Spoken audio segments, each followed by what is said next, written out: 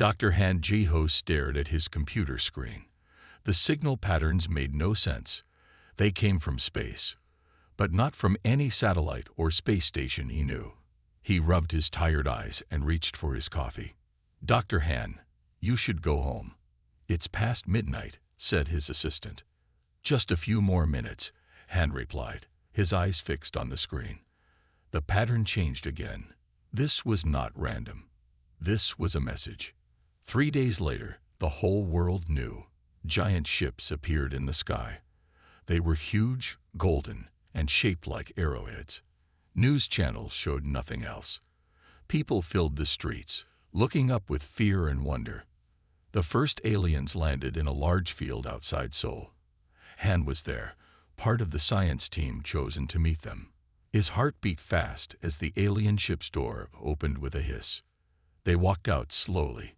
Tall beings, nearly 3 meters high, covered in golden feathers. Their heads looked like eagles, with sharp curved beaks and fierce yellow eyes. They moved with grace, their wing-like arms folded behind their backs. "The Aquila," whispered Han to himself, "named after eagles. It fit them perfectly." President Kim Hyun stepped forward, hands slightly shaking. "Welcome to Earth," he said. The tallest Aquila bowed its head. "We thank you for your welcome," it said in perfect Korean. Its voice was musical but strange. "I am Ambassador Zor. We come in peace and friendship." Later that week, Han sat in a large meeting room with scientists from around the world. The Aquila showed images of amazing technology, cures for diseases, clean energy systems, space travel engines. The scientists gasped and whispered to each other. "All this can be yours," said Ambassador Zor. "We ask only for one thing in return." "What do you need?" asked President Kim. "Water," said Zor simply. "Our ships run on processed water. It powers our technology. Earth has more water than any planet we have found. You have oceans you barely use." Han frowned slightly.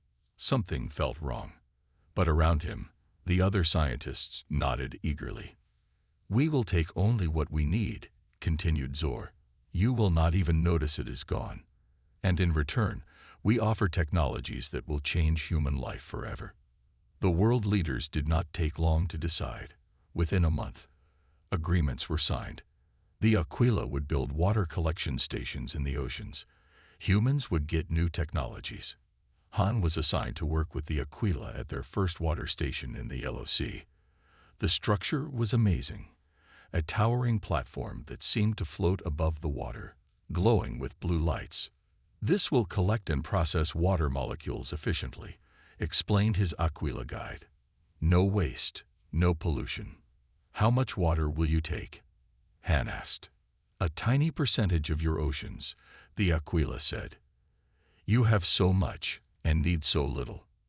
That night, Han looked out at the sea from his apartment window. The Aquila station glowed in the distance.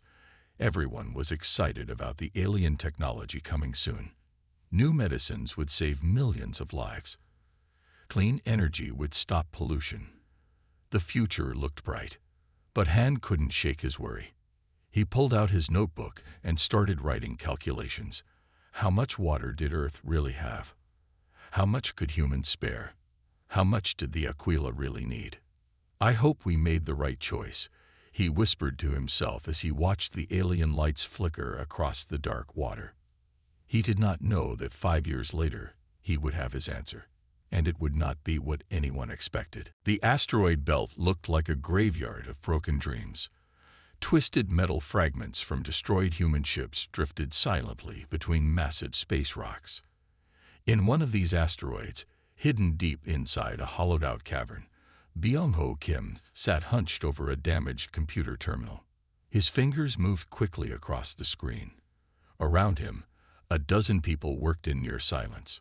Some repaired equipment. Others studied complex maps and communication logs. The room was dimly lit, with only the blue glow of screens breaking the darkness. Byung-ho was not a typical military leader. He was short and somewhat round, with glasses that seemed too big for his face. But his eyes burned with a fierce determination that scared even the toughest soldiers. He had been a strategic planner before the Aquilan attack, and now he was turning those skills into a weapon of survival. "We're not dead," he muttered to himself. "Not yet." A young woman named Yunji approached him. She carried a box of salvaged computer parts. Her hands were covered in machine oil, and a long cut ran across her right cheek.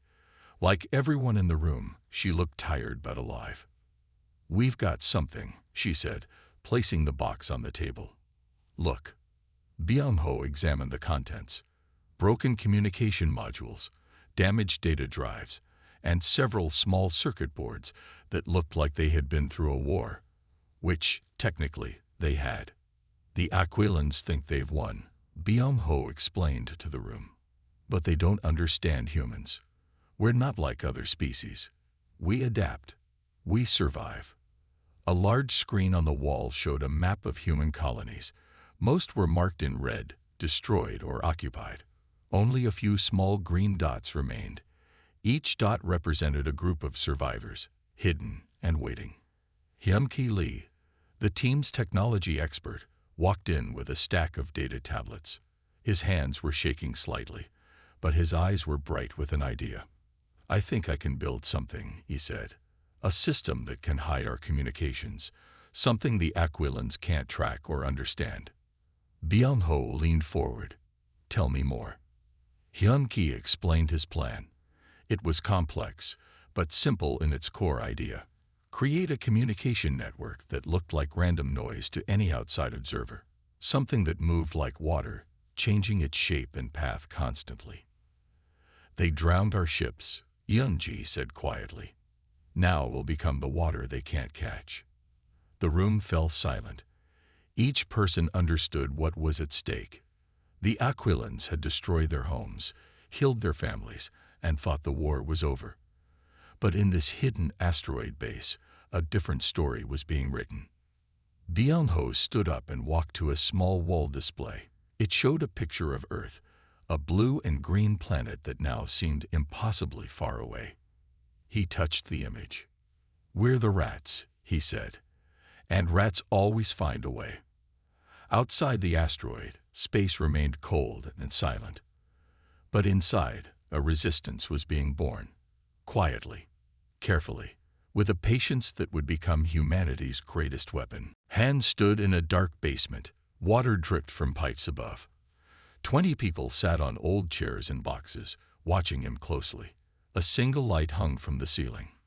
"This is Dr. Han," said Tai, putting a hand on his shoulder. "He worked at the main water station. He has proof." A woman stepped forward. She was short, but moved like someone strong and sure. She wore a plain black jacket with no marks. Her hair was cut very short. "I am Captain Sun Du-yun," she said. "I led soldiers before the Aquila came. Now I lead the rats." "The rats?" asked Han. Sun smiled a little. "That's what the Aquila call us when they think we can't hear them. Small, dirty creatures. Pests. Not worth their time." She pointed to a hand-painted symbol on the wall. A simple rat silhouette. "So we took the name. Rats survive. Rats are everywhere. Rats are hard to kill." Han looked around the room. He saw teachers, workers, students, normal people with worried faces. "Show us what you found, Dr. Han," said Sun. Han pulled out a small device and placed it on a table. It projected a map of Earth. Blue areas showed water.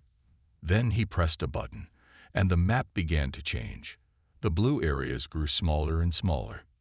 "This shows water loss over the next 10 years if the Aquila continue taking water at current rates," Han explained. "They are not taking a small amount like they promised.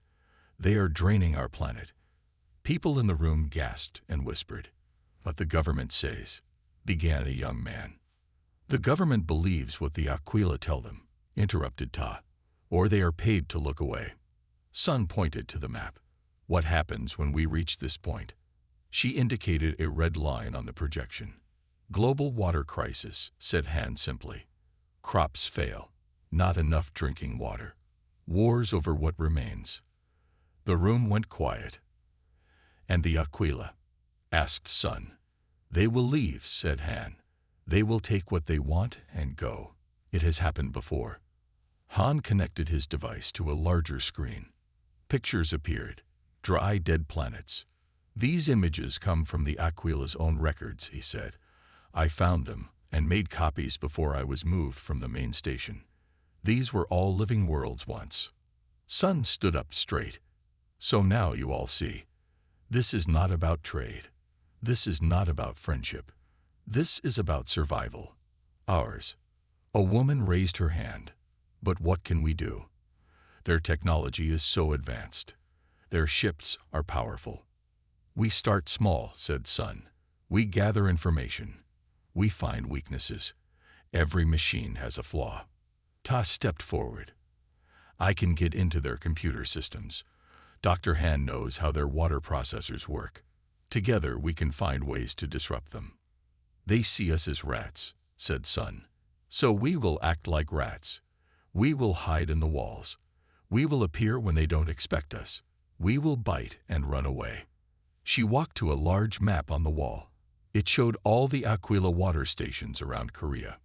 We need people in every station, watching, learning, ready to act when the time comes. Han looked at the serious faces around him. These were not soldiers or spies. They were ordinary people fighting for their world. I have one question, said Han. Why call yourselves the rats? Why accept their insult? Sun smiled again, but her eyes stayed hard. Because when eagles get too proud, they forget to watch for danger below, she said. And even eagles can drown if enough rats work together. Han nodded and joined the others around the map. For the first time in months, he felt hope. Humans might be smaller and less advanced than the Aquila, but they were not helpless. The eagles had come to drown Earth. The rats were getting ready to fight back. This is crazy, whispered Han. He, Tai, and Captain Sun crouched in a small air duct. Below them, tall Aquila walked through a gleaming hallway. Crazy works when normal fails, said Sun. She checked her watch. The guard change happens in 2 minutes. Then we move. Getting onto the Aquila command ship had not been easy. They had used worker uniforms and fake IDs. Sun knew how to move without being seen. Now they were deep inside the massive ship that floated above Seoul. I still can't believe they don't have better security, said Ta. They think humans are too simple to be a threat, said Han. That is their weakness. The last Aquila guard walked away. Sun signaled, and they dropped down from the duct. Han led them to a door with strange symbols. This is it, he said. The data center. If there's proof of their true plan, it's here. Tai connected a small device to the door panel. Numbers flashed on a screen.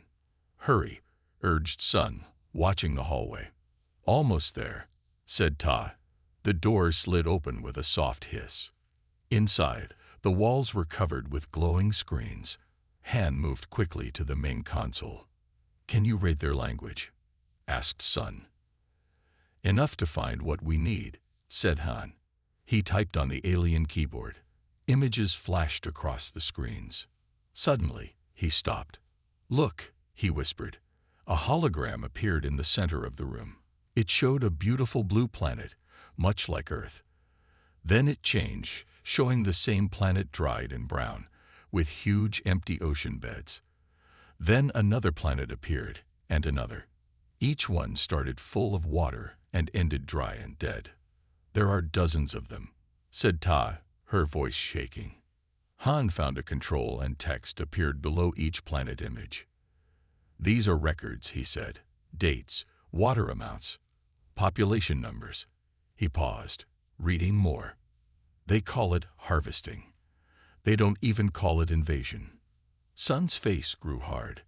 How many worlds? 37 before Earth, said Han. All dried out and abandoned. Tai worked quickly, copying the data to their devices. Do they say anything about the people on those planets? The other species. Han read more text. They call them lesser beings, not worth saving. just obstacles to the water. A loud alarm suddenly blared through the ship. Red lights flashed. "They know we're here," said Sun. "Grab what you can. We need to move." Han downloaded as much as possible while Tai finished her copying. Sun checked her small gun. "I thought we weren't bringing weapons," said Han. "I lied," said Sun simply. They ran to the door, but it was sealed shut. Sun pointed to another air duct. "Up there. Quick." Han boosted Tai up first. As she climbed in, the main door slid open. 3 Aquila guards rushed in, holding long silver weapons. "Humans," screamed one. "Stop them." Sun fired her gun. The shot hit a control panel, causing sparks and smoke. In the confusion, Han climbed into the duct. Sun jumped up last as energy beams from the Aquila weapons hit the wall behind her. "Ta, are you okay?" called Han as they crawled through the narrow space. "Hit in the arm," she said through gritted teeth. "I'll make it." They reached a junction in the ducts. Sun checked a small map. "This way to the exit point," she said. "If we can reach the worker shuttle bay, we can escape." Behind them, they heard crashing sounds. The Aquila were trying to follow. "They're too big for these ducts," said Ta. "That will slow them down." "But they'll seal off the ship," said Han. "We need to hurry." As they crawled toward freedom, Han clutched the data device. Now they had proof. The Aquila weren't allies. They were planet killers. And Earth was just their latest target. "If we get out of here alive," said Sun, "we're going to show the world what these eagles really are." Tay's fingers moved quickly over the keyboard. Her arm was wrapped in bandages, but she ignored the pain. On the screen, lines of code flashed by. "Almost ready," she said. "When I press this button, the video will play on every screen connected to the global network." Han, Sun, and 20 other members of the Rats stood watching in their underground base. The room was silent except for the sound of typing. "Are we sure about this?" asked a young man. "The Aquila will be angry." "They plan to drain our world dry," said Sun. "They're already angry that we exist at all." Han stepped forward. "People need to know the truth. The Aquila are not our friends. They are not here to help us. They are here to take our water and leave us to die." Ta looked up. "Ready." Sun nodded. "Do it." Todd pressed the button. On a row of screens on the wall, they watched as their message began to play. The video showed the Aquila records, planet after planet, drained and abandoned. It showed the real water extraction rates. It showed the lies. "Now we wait," said Sun. At first, nothing happened. Then reports began to come in from their people around the world. People are sharing it everywhere. Government channels are trying to block it. The Aquila are denying everything. Within hours, crowds gathered in cities across the globe. Some people refused to believe it. Others demanded action. World leaders made confused statements, asking for calm. Then the Aquila responded. Their golden ships moved into position over major water extraction facilities. More Aquila troops landed. Their ambassador spoke on global television. "These claims are false," said the ambassador. "We are here in peace. The humans who spread these lies are dangerous terrorists. They must be stopped." But the evidence was too clear. Scientists confirmed that water levels were dropping faster than reported. Satellite images showed more extraction ships arriving. President Kim called an emergency meeting. Han was invited to present his findings. He stood before government officials and military leaders, explaining what he had discovered. "We must shut down the extraction facilities," Han concluded, "before it's too late." After much debate, the president agreed. Korean military forces were sent to close the largest facility in the Yellow Sea. The Rats gathered around screens in their hideout, watching the news. Helicopters and boats approached the massive Aquila water platform.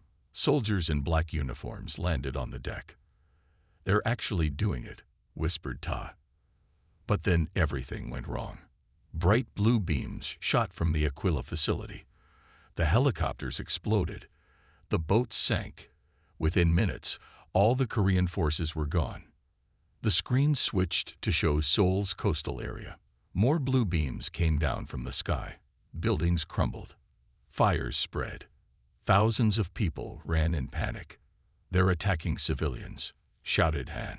The Aquila ambassador appeared on screen again. His voice was cold now, not friendly like before. "This is your only warning," he said. "Any interference with our operations will be met with force.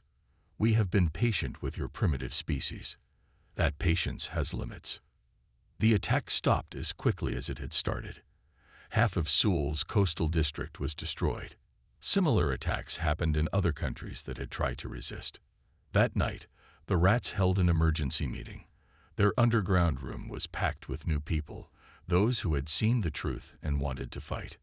"Direct attacks won't work," said Sun. "They are too powerful." "Then what can we do?" asked someone from the crowd. Han stood up. "They have the technology. They have the weapons. But this is our world. We know it better than they do." He looked around at the determined faces. "They think we're just rats," he said. "So we will fight like rats." Sun smiled. "And what do rats do best?" "They adapt," said Han. "They hide. They multiply.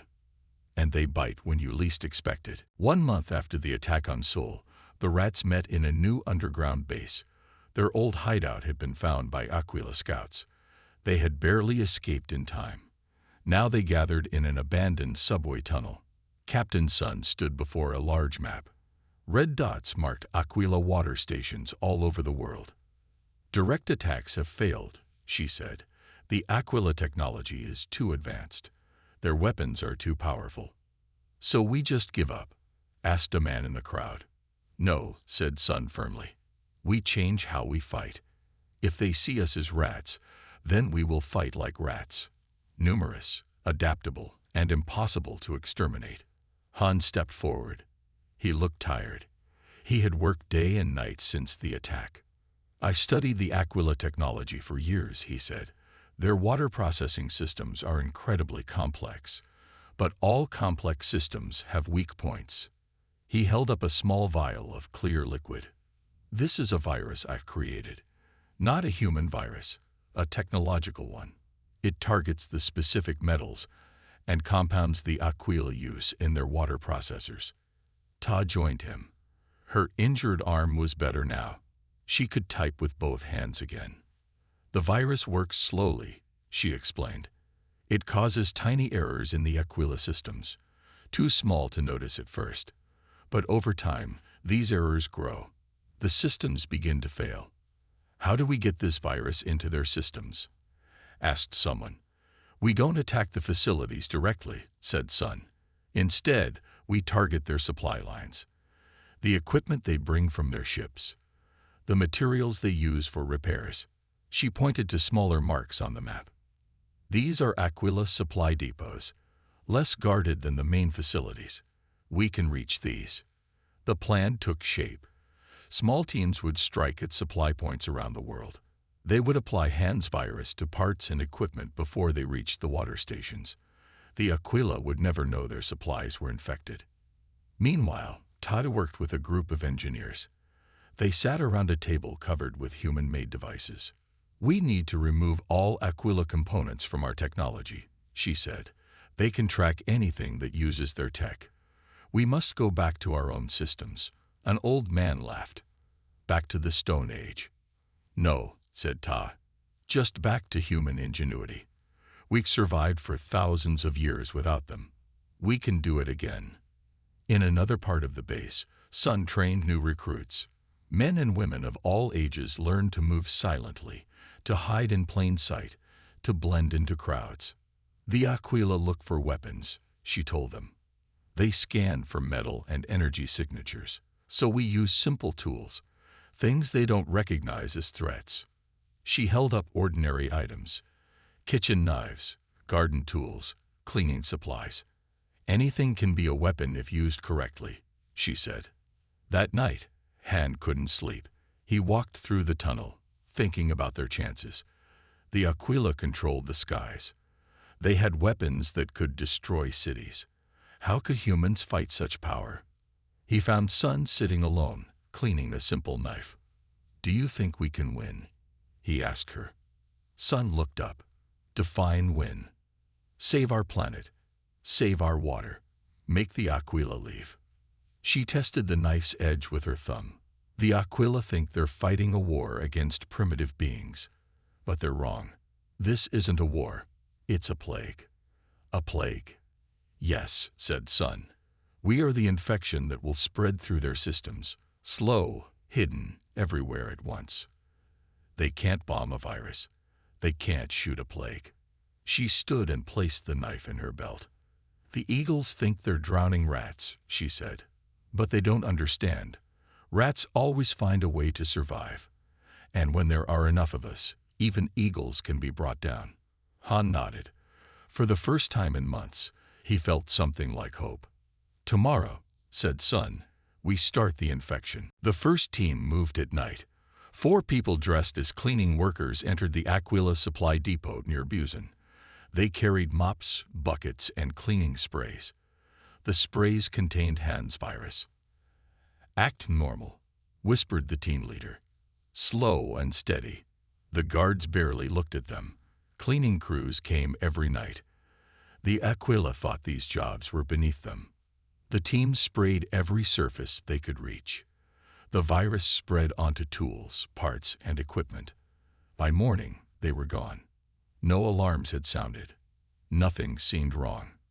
Similar teams worked around the world. The rats had grown. Thousands of people had joined after the attacks on cities. They moved like shadows through Aquila facilities. In their underground base, Han and Tai tracked the operation on a large screen. 37 successful infections, said Ta. No teams caught yet. Han studied data from water monitors they had hidden near Aquila stations. The virus needs time to work. We must be patient. 2 weeks passed. Nothing seemed to change. Some people in the rats grew worried. Is the virus working? They asked. The Aquila are still taking water. Wait, said Han. Watch for the signs. Then reports began to arrive. An Aquila water processor had shut down for emergency repairs. Then another. Small errors appeared in their systems. Water transports were delayed. It's starting, said Todd with a smile. At first, the Aquila didn't connect these problems. They thought it was normal equipment failure. They replaced parts, but the new parts were already infected. The virus spread from system to system. 1 month into Operation Floodgate, Sun called a meeting of all team leaders. The second phase begins now, she said. The Aquila are distracted by their technical problems. This is our chance to do more. New teams went out. These ones planted small devices near water pipes and control systems. The devices didn't damage anything. They just sent false readings to Aquila monitors. Their sensors will show normal water flow, explained Ta to the teams. But the actual flow will be reduced by half. The plan worked perfectly. The Aquila thought they were collecting the same amount of water, but they weren't. Their tanks filled more slowly. Their ships didn't get the water they needed. By the second month, Aquila ships began having problems. Some couldn't leave Earth's orbit. Others had power failures. The contaminated water was damaging their engines. In the Aquila command ship, the leaders met in emergency session. Something is wrong with the water, said one commander. It contains trace elements that damage our systems. Is it a natural problem? Asked another. Perhaps Earth's water is different from other planets. No, said the head commander. I think the humans have done something to it. Impossible, said another. These primitive beings cannot understand our technology, much less damage it. But more ships reported problems each day. The Aquila began testing the water more carefully. They found strange particles, but couldn't identify them. Han's virus was too new, too alien to their experience. Meanwhile, the rats continued their work. More facilities were infected. More monitors were fooled. The Aquila began to notice their water collection was falling behind schedule. Han watched all this from the underground base. He felt both proud and afraid. The plan was working better than he had hoped. "The Aquila will figure it out eventually," said Sun, standing beside him. "They'll realize what we've done." "By then it will be too late," said Han. "The virus will be in every system they have. Every drop of water they've collected." Ta looked up from her computer. "A message from our spy in the command ship. The Aquila are calling an emergency council, all their top leaders." Sun's face grew serious. "They know." "Good," said Han. "Now comes the hard part." "What's that?" asked Ta. "Surviving their anger," said Sun. "Eagles don't like being outsmarted by rats." Alarms rang throughout Seoul. People ran to shelters as golden Aquila ships filled the sky. The ships were different now. Some flew unevenly, their lights flickering. "They're making their move," said Sun, watching from a hidden camera feed. "The rats had sensors and cameras all over the city now." "Sooner than we expected," said Han. He turned to Ta. "How many of their ships are affected by the virus?" "About 60%, said Ta. "But they still have plenty that work fine." The main view screen showed the Aquila commander broadcasting to the world. His golden feathers were ruffled, his eyes hard and angry. "Humans of Earth," he said, "you have committed an act of war against the Aquila Empire. We know you have sabotaged our water processing systems." The commander's beak clicked in anger. "We gave you a chance to benefit from our superior technology. We offered you advancement. Instead, you chose treachery." Han, Sun, and Tad exchanged looks. This was the moment they had feared. "In response to your actions, we will now take all of Earth's water, not just a small portion as planned. We have no choice but to declare this planet forfeit." Images appeared on screens worldwide. Hundreds of new Aquila ships emerging from space, massive water extractors, much larger than before. "These are planet drainers," said Han quietly. "They can empty entire oceans in months." "The process begins now," continued the Aquila commander. "Any further resistance will result in immediate destruction of your major cities." As if to prove his point, blue energy beams shot down from several ships. Buildings exploded. Water treatment plants were destroyed. "They're making sure we can't clean our own water," said Ta, "while they take it all." Sun's communication device buzzed. "We have a problem. Aquila forces are raiding all known rat locations." Someone talked. They quickly gathered essential equipment. As they prepared to move to another hideout, the door burst open. Aquila soldiers rushed in, weapons ready. "Freeze, humans." They were taken to the Aquila command ship. Soldiers pushed them into a large room with walls that glowed blue. The Aquila commander stood before them, towering and fierce. "So these are the famous rats who caused us so much trouble," he said, walking around them. "You look so small and weak. How did you manage it?"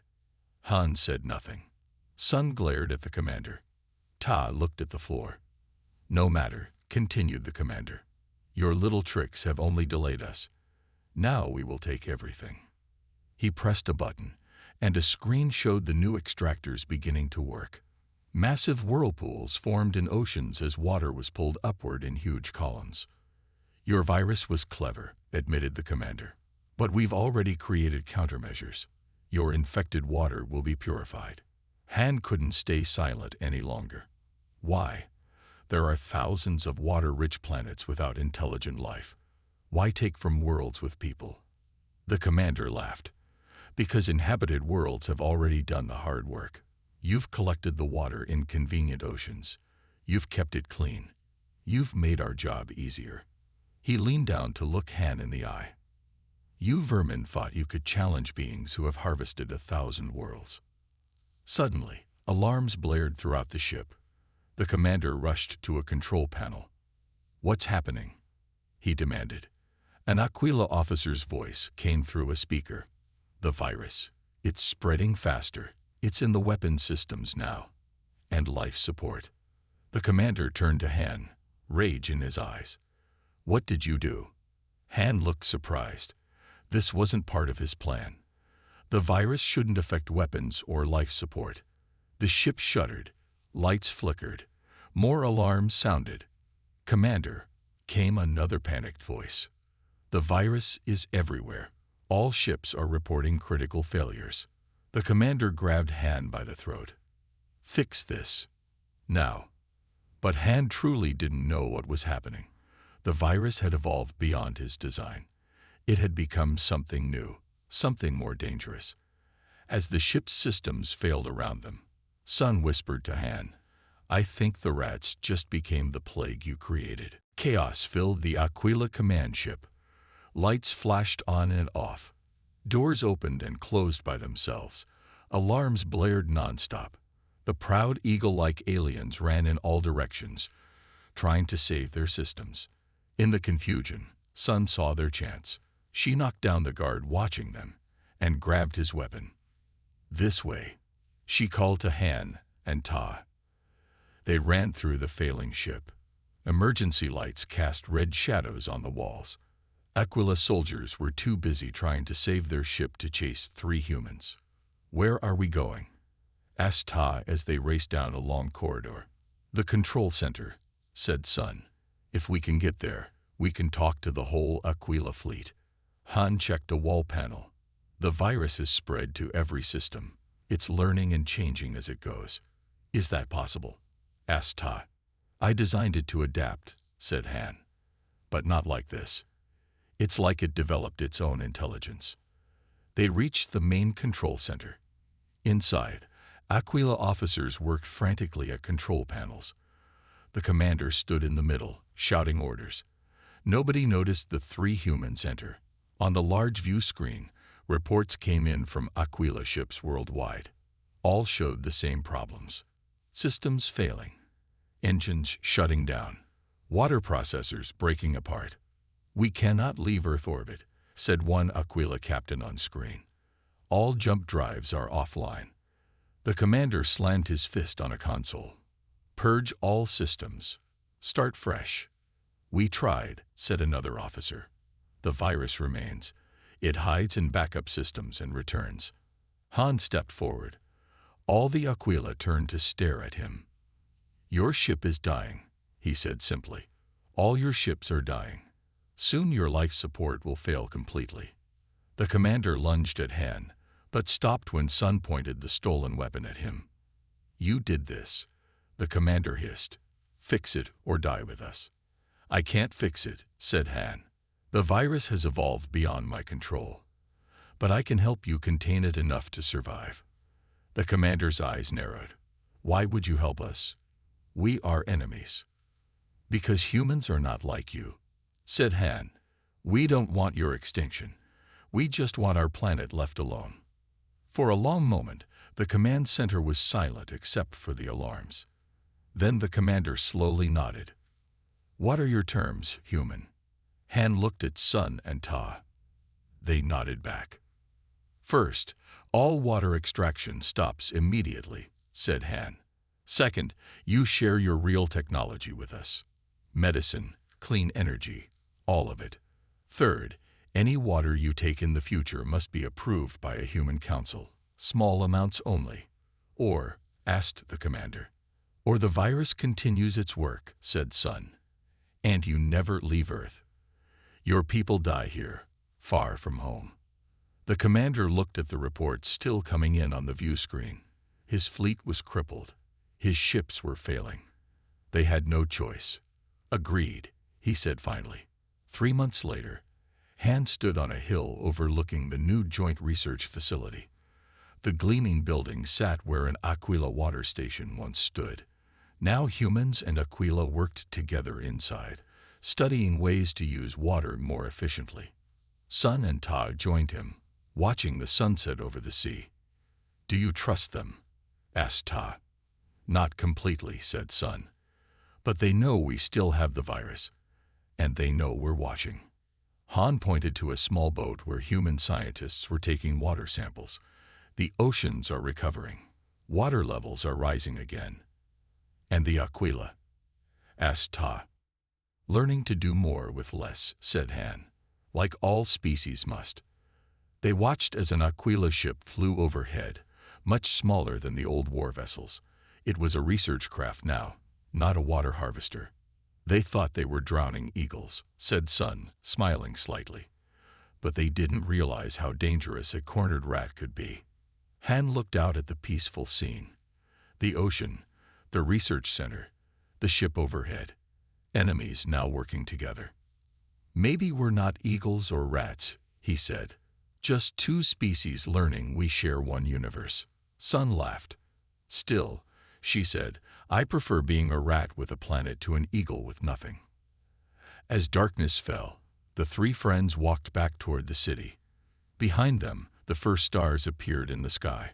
No longer a source of fear, but a promise of a different future. The end.